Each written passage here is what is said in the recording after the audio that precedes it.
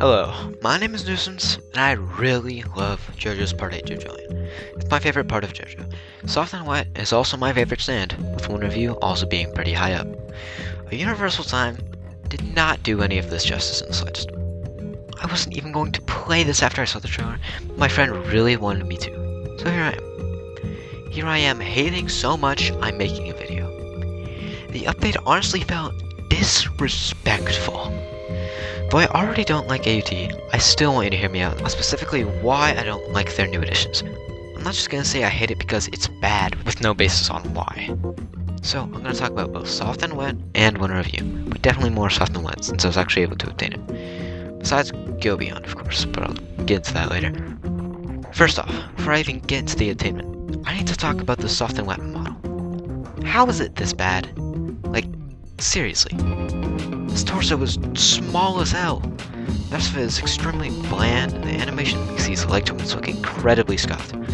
I personally don't know how to use any 3D modeling programs, but I honestly think I can make a better model with just a few months of practice. Moving on to the obtainment, it's weird. So you need a little KKK. Actually, let me pull out the Loka checklist, see what's right and wrong. Okay, first thing on the list. Call the KKK? No, +1. Next is remove stands? No again, so another plus. Seems pretty good so far. How do you obtain it? Well, I would expect to buy it off of Jobin at the Higashikata Fruit Parlor, or maybe Tamakidama in the city, but AUT falls flat here. You have to make your way through the Devil's Palm, and on the other side are these giant Loka plants. Why are they giant? Well, it's because to collect the fruit, you need to attack it. Yeah, I don't really see why they would do that. Past that, you think you might need to get a Loka branch or something to be able to graft it into the new Loka, just like the manga, but you don't. To obtain Soft and Wet, you simply use the regular Loka on Killer Queen, which is still not how a Loka works, but that's not too big of a deal. Now, I didn't even try to get one review, but I did hear the obtain it is some huge mess of an idea. There's like 10 bosses you gotta kill that all have a 40% chance of dropping the item that you need. These are AUT bosses, remember, so they will definitely be severely unbalanced. Why am I even going over this? It's so clearly meant to waste your time. Okay, this all sucks, but maybe the stands themselves are fine, right? It's not like AUT has fucked up anything before, and definitely not the main stand from the previous part. This video isn't about the mess of Tusk, but just in case you don't know, to make Tusk Act 4, they basically threw a bunch of bullshit onto one ability and called it a day. This goes a 30-second beatdown that becomes a minute-long finisher if it kills. How fun. Surely Soft and Wet isn't as bad, right? Well, if you said that, then you'd actually be correct. Have a gold star.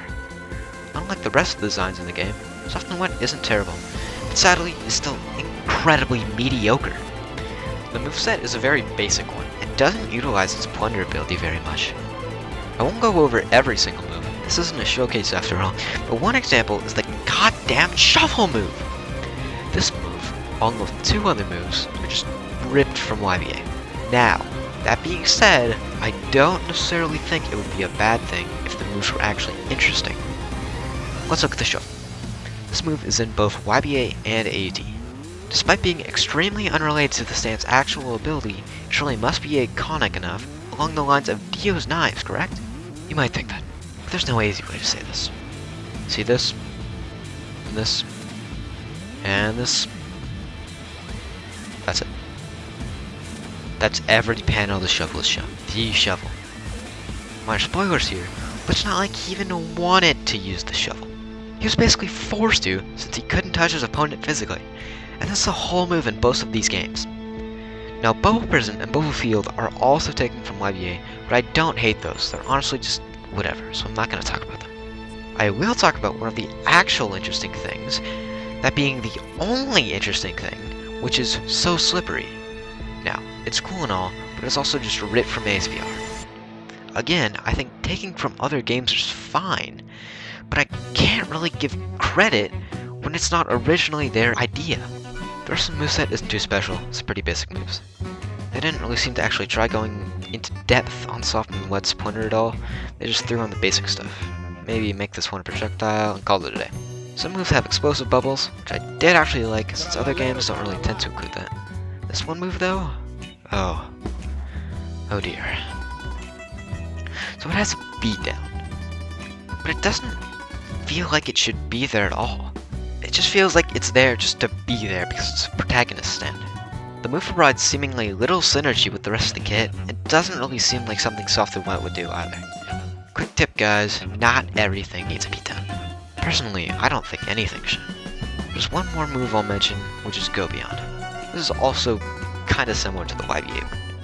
Go Beyond and AUT will shoot a high-speed bubble with a large hitbox that bypasses block and explodes. Come on guys, really? That's not Go Beyond. In reality, Go Beyond is an ability that isn't very destructive, is quite slow, and very hard to aim. The bubble walls are infinitely thin, and thus when it hits something, it basically just looks like that space is being erased. Additionally, AUT made it so that one of you gets gutted for 20 seconds when hit by it. It just seems stupid, until you realize that stand is even stupider. I just realized I forgot to talk about how you obtain Go Beyond. You notice this isn't my footage, and that's because I never actually got Go Beyond. This is due to the fact that I value my own time, unlike the AUT devs, where I am viewed as potential income from where I play the game. If you thought the move would come with the stand, I don't blame you, because it literally says right there that you will. But this is actually a total fucking lie. What actually happens is that once you get to level 200, you need to get to Mastery 4. To upgrade your Mastery just once, you need to get this one specific epic item called the Spin Essence, or whatever it was. Throughout my grinding to level 200, which you can see from the background footage took a good amount of time, I got just one of these fragments. One singular piece. You need 4! It didn't help either that I'm being hit by 3 domain expansions in a row while playing this bandit beater. Overall, this moveset isn't terrible, but it's obviously nothing special, and I got some things wrong. On a 1 to 10 scale, I'd give it a 4. What do I think of Wonder Review? Well again, I didn't spend hours and hours grinding my ass off for it, so I don't know exactly how it works, but I did see the trailer. And in the trailer, it looked not ideal. Tell me the chapter of Jojolion where Toru said, "Hey, Wonder Review, go barrage that guy and then smash him with your cane." Yeah, I didn't think so. The moveset overall looks absolutely nothing like Wonder Review. I tell them to get out of the kitchen, but they're already banned from using the stove. Here they're just messing up microwave food. The point of Wonder Review's ability is that it's 100% passive. All Toru has to do is walk away and he wins. Wonder Review cannot grab someone and then teleport them to Toru. Canonically, the stand itself isn't exactly directly powerful either, so there's zero chance it's pulling off something like a barrage. Now, I do understand that you can't just put something literally invincible in the game, and that a 100% passive ability would be extremely annoying. I get that. I'm not saying it has to be one-to-one perfection, but the point of the stand is that it's very passive, and based on the trailer, I am seeing none of that. I did see a video my friend sent me where some guy already got one of you and it looked like it was basically invincible anyways. So if you're gonna make it invincible anyways, why not just stick with the rest of what the stand is meant to do? It just doesn't make any sense. Anyways, that's gonna be it for me. If you're here purely because of AUT, I promise I will not make anything else on it, so do not subscribe. I just realized I forgot to rank Wonder Review, so I'd give it a 2 out of 10. But anyways, thank you for watching.